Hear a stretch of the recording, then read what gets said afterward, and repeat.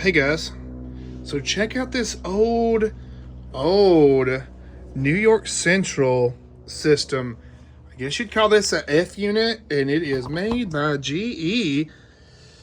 I would really love to know what year this thing is. So actually a neighbor, well, I'd say a neighbor, but he's the guy I bought my transformer from. He brought this to the shop here, and I guess I'm a train technician now, which I've got a background in industrial mechanical stuff. So I broke this thing all down and got all the little gears freed up, got everything cleaned really well. I greased it for him.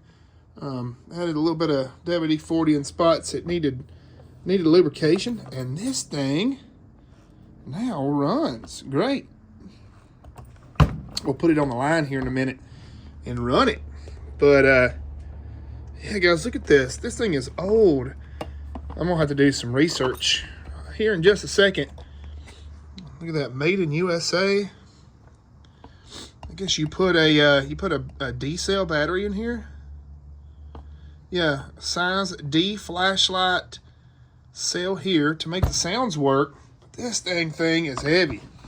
So in order to do this job, I wound up having to clear all of my cars off the rails, because running conventional like this, man, if it ever jumps a switch and you got cars parked, this darn thing right here is carrying a lot of mass and it will plow through them. Trust me, I know this because I have broken cars like this. Not saying that my switches are safe or not safe, but the only switch that I actually trust is this old school switch here, which is probably as old as this locomotive. So let me do some research right quick, try to find out what year this thing was. And if I don't, you guys might have to help me. We'll put it on the rails. It's getting dark outside, so we won't be able to pull a train through the garden, but we'll definitely pull one in here in the building. So I'm gonna clean it up for him too a little bit. It's got some, what's that, nicotine residue on it. Ugh. I'm gonna get it cleaned up and shiny for him best I can. All right, back to the video. I cleaned it up as best I could, but I didn't want to scrub too hard and take any of his coloration off or anything like that. I just looked it up online, and it is a New York Central, which of course we knew that. It says it's a post-war. So, you know what? I should have done more research and seen exactly what year this was. We might have to go back and look again. But if they only built them, like, you know, if they built the new Lionels, how they built this, Jesus Christ. I mean, this thing's probably 3 times as old as I am. And look here, it's got an auto coupler in the front. That is the coolest stuff I've ever seen. And this was before the technology of course, of like, you know, TMCC and Legacy and all that. Look at an auto coupler, and I'm guessing that it's fired from right here. Let me do a little bit more research and get the year right quick. All right, so after a quick bit of Googling, this thing, they made these in Santa Fe's, and it debuted in the Lionel catalog in 1948. Guys, 1948. That's just a few years after World War II. It's a post-war. This is so old, and it's so strong still. I mean, honest to God, I earlier whenever I still had some sunlight, I lashed up a 5-car train and took it around my yard. Of course, you know, I've got some pretty steep gradients on my rail line, so you know, I didn't want to do nothing crazy, especially because this ain't mine and I don't want to derail it and burn something up. Look at there. Let's put this thing on the rails. I wish we had a battery to get some sound out of this thing.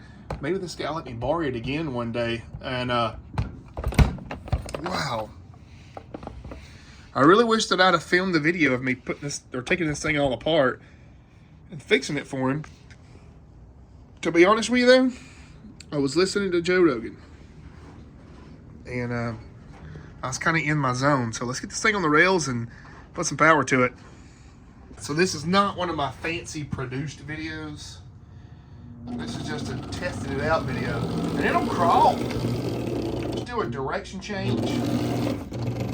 I might not have a switch. No, I don't have a switch thread. I'll have to pick it back up and throw the switch on the bottom. So you've got your directional, where you can set it in like single direction, or where you can turn it back and forth.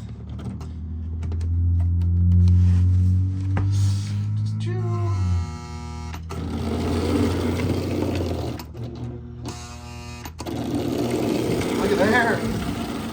That's awesome. That is just awesome.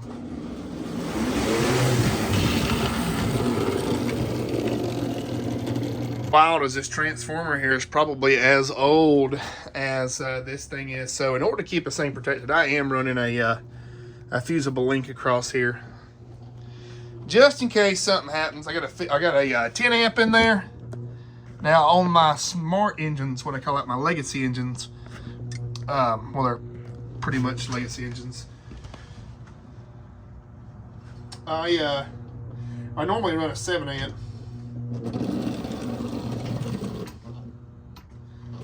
So I don't think that these models have whistles, but this little bugger here, she's old school. She works. Let's do a flyby.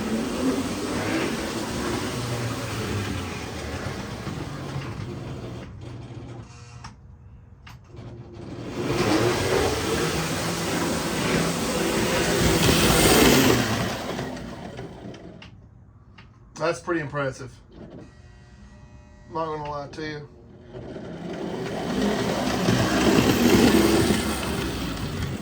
Guys, this old girl runs. It runs well. Look at there. Of course, I've got all my rolling stock in the floor here. So let's go ahead and remove it. That should be a happy, the man should be pretty happy. He's an elderly guy that lives pretty close to me, and he sent me a message and asked if I could free it up and get it running for him, and she's working. Nice. All right, guys, you have a good one. We'll see you on the next video.